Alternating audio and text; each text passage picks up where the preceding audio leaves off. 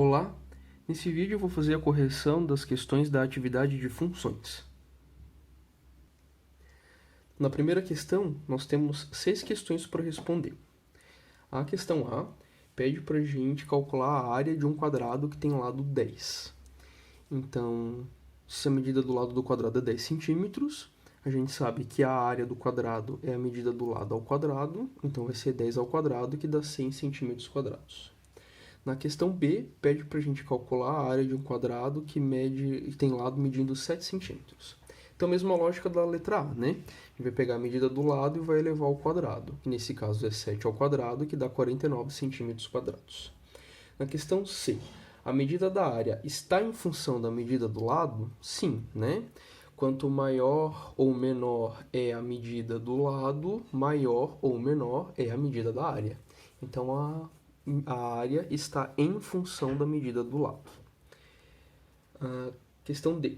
Calcular o perímetro de dois quadrados. Um que tem 10 centímetros e outro que tem 7 centímetros. A gente utiliza 2π para representar o perímetro. Quando a gente utiliza 1π só, é o semiperímetro, que seria a metade da medida do perímetro, tá? Então, esse 2π aqui representa o perímetro da figura. Como que é o perímetro do quadrado? É somar todos os lados, né? O quadrado tem 4 lados, então cada lado mede 10 centímetros, 4 vezes 10 dá 40 centímetros. Na segunda situação, o quadrado tem lado medindo 7 centímetros, então 4 vezes 7, 28 centímetros. Na letra E, pergunta se o perímetro do quadrado está em função da medida do lado e por quê. Sim, também está em função, né? Pelo mesmo motivo que a gente viu lá com relação à área. Quanto maior ou menor for a medida de cada lado, maior ou menor vai ser a medida do perímetro. F. Escrever uma lei que associa a medida do lado x ao perímetro do quadrado y. Então, se x representa a medida do lado e y representa a medida do perímetro do quadrado, e como é um quadrado sempre tem 4 lados, então a lei que representa isso é y igual a 4x. E aí a gente pode, se estiver difícil de compreender, lembrar isso aqui, né? Então, um quadrado, cada lado mede x. Então, a soma de todos os lados a gente está chamando de y. Então, são quantos x para somar? 4x, né? Então, essa é a lei que representa a medida do perímetro de um quadrado de lado x. Na questão 2, a gente deve escrever fórmulas que associam uma função ao número real em cada caso. Na questão A, é para a gente escrever uma fórmula que associa o número real ao seu cubo. Então, o número real y, o seu cubo é x ao cubo. A questão B, a quinta parte do número. Então, y igual a x sobre 5. A quinta parte dividir por 5 e a gente escreve na forma de fração. C, o seu quadrado diminuído de 6. Então, o número elevado ao quadrado menos 6. Diminuído a gente representa algebricamente com uma operação de subtração. E a questão D, o seu cubo somado com o seu quadrado. Então, o cubo do número, x ao cubo, mais o quadrado do número, x ao quadrado. Questão 3. Determinar a área total S de um cubo de aresta A. E aí tem que expressar a fórmula matemática que permite calcular a medida da aresta em função de S. Então, a gente tem um cubo que tem aresta A. Isso significa que todas as medidas aqui das arestas do cubo têm uma medida A qualquer, ou seja, tudo o mesmo valor, né? O cubo possui 6 faces quadradas. Então, a área da superfície desse cubo é 6 vezes a área de um quadrado de lado A, porque o cubo é formado por 6 quadrados. A área do quadrado de lado A é A vezes A, que é A ao quadrado. Então, a única fórmula possível de a gente escrever nessa situação é que a área da superfície é igual a 6 vezes a medida da aresta ao quadrado. Questão 4. Um automóvel consome 1 litro de combustível a cada 8 km. Aí, pede na letra A para a gente completar a tabela. Então, a tabela relaciona a distância em quilômetros e o consumo em litros desse automóvel. Já está preenchido para a gente que com 8 km consome 1 litro, com 16 km consome 2 litros. Então a gente tem que continuar.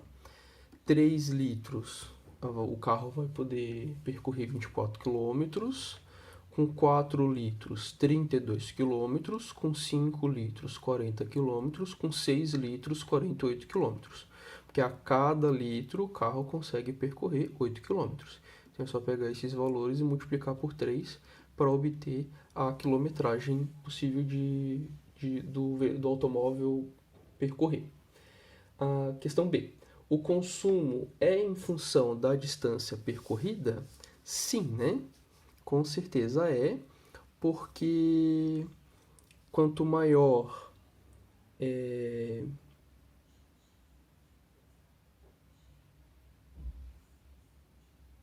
a distância percorrida, maior o consumo, né? Eu dependo da quantidade de litros para determinar a quantidade de quilômetros que eu posso percorrer com o automóvel. Então, sim, o consumo está em função da distância.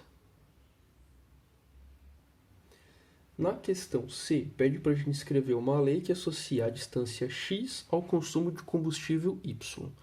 Então, a gente está chamando aqui o consumo de y. Então, y seria os valores 1, 2, 3, 4, 5, 6. E a distância percorrida associado com os valores a x. Então, 8, 16, 24, 32, 40, 48 seria x. Então, qual que é a relação que existe isso? Bom, o consumo é a distância percorrida dividido por 8, né? Ou também, que pode fazer uma outra relação, é você colocar aqui a distância percorrida é 8 vezes a quantidade de litros de combustível, né? Mas a questão pediu para gente uma lei que associa a distância x ao combustível y. Então, essa resposta aqui é a que tem que estar no final das contas, né? Porque aqui a gente percebe que o consumo depende da distância. E aqui não, né? Aqui a gente está colocando a distância em função do consumo. Então, apesar dessas duas fórmulas estarem corretas e dizerem a mesma coisa, mas a gente tem que ficar atento a quem está em função de quem.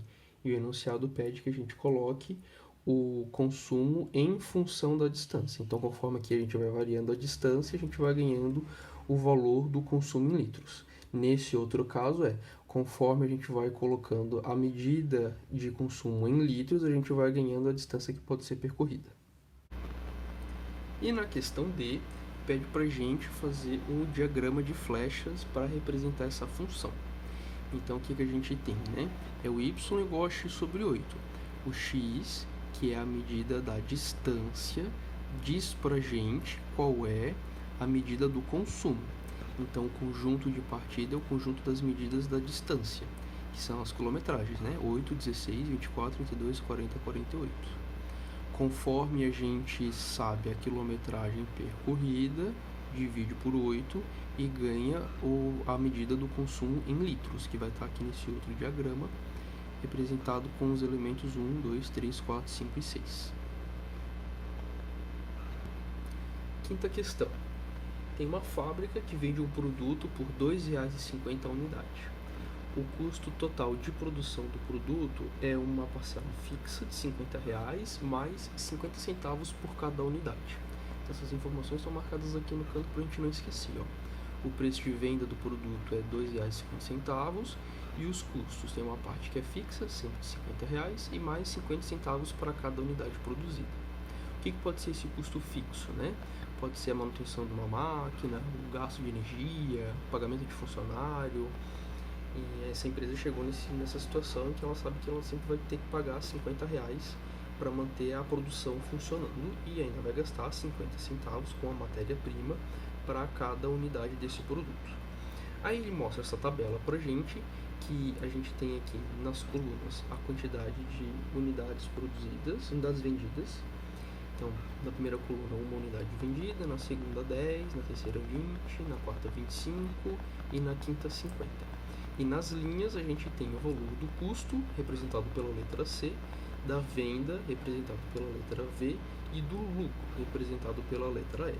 Então, só para a gente lembrar, o lucro é o valor do custo menos o valor da venda menos o valor do custo, né? E aí a gente sempre quer que o lucro seja positivo e não negativo. Então, o que acontece nessa situação? Se assim, a indústria, né? Essa fábrica, ela produzir apenas uma peça, ela tem o custo de R$50, que é o custo fixo, mais o custo de uma unidade, que é 50 centavos. Então, ela tem um custo de R$50,50. Mas ela vai vender por R$2,50. Então, olha só, R$2,50 menos R$50,50, ela não tem lucro, né? Ela tem um prejuízo de R$48. Agora, se essa fábrica vender 10 produtos, ela vai ter R$55 de custo, que é o custo fixo, R$50, mais 10 vezes 50 centavos, porque são 10 peças, isso dá R$5. Então, o custo é 55. Já o valor da venda é vendido por R$2,50 cada peça, cada unidade, né? Então, R$2,50 vezes 10 dá R$25. E aí, 25 menos 55 ainda dá um prejuízo de R$30. Se forem 20 unidades, então vai ter o custo fixo, que é R$50, mais 20 vezes 50 centavos, que dá R$10. Então, R$50 do custo fixo, mais R$10 da produção das 20 unidades, dá aqui R$60. E 50 menos 60, a fábrica ainda tem um prejuízo de R$10. Agora, quando for 25 peças, aí o custo vai ser R$62,50, o preço de venda R$62,50 também, né? Porque é 25 vezes R$2,50 dá R$62,50, e aí o lucro é zero, né? Aqui é 0,0. Porque o valor arrecadado com a venda é igual ao valor do custo de produção, então não tem lucro nenhum. Agora, se for 50 peças, o custo vai ser 75, o valor da venda vai ser R$2,50 vezes 50, que dá R$125. E aí a empresa vai ter lucro, né? O valor da venda é 125 menos os 75 do custo de produção, dá um lucro aqui de R$50. A letra B. O consumo é em função... Opa, não. A outra letra B. Escreva a expressão que associa o número de X de peças ao custo total de produção. Então, o custo é aquele valor fixo de R$50 mais 50 centavos por cada unidade. Então, 0,50 vezes X. A expressão que associa o custo de produção à quantidade de peças é essa daqui. Letra C. Escreva a expressão que associa o número X de peças ao valor apurado na venda. Então, quanto é que a empresa cobra por cada unidade? É R$2,50, né?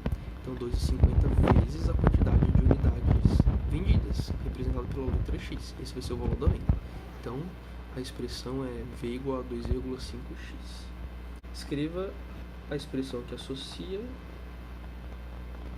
o número X de peças ao lucro obtido R.